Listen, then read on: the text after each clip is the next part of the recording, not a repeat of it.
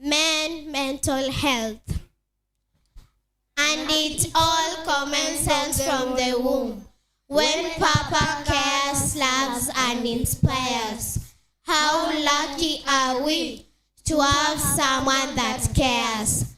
Brother, uncle, grandpa, yes. We grow up happily looking up to him. We learn to walk, talk, and read looking up to him. Our source of hope, our source of inspiration. You are our pillar. We stand when you stand. But waves of life have eroded you. Hardship numerous and also have reduced your eye. Men are strong, they say. Do they know that men cry too? Shedding tears is not a weakness.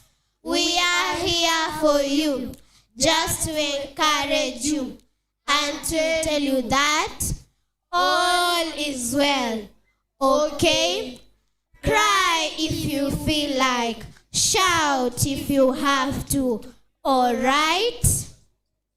Scary cases from all over the social media. A man has passed on. How? Suicide? A man has been found dead. How? Domestic violence. Oh no. Please seek guidance and counseling. Mental health is vital to the entire society. When men are healthy mentally, then our family is healthy. When men are okay, then decisions are okay. So you stay healthy, we stay healthy together. Bipolar cases, violence, so rampant in our home. We are too tired of seeing these cases. We are too young to be orphaned. Papa, please, take good care of yourself for us. Yes, setbacks are numerous. Yes, pressure is too much. Yes, anticipations are too many. But you still stand and smile for us.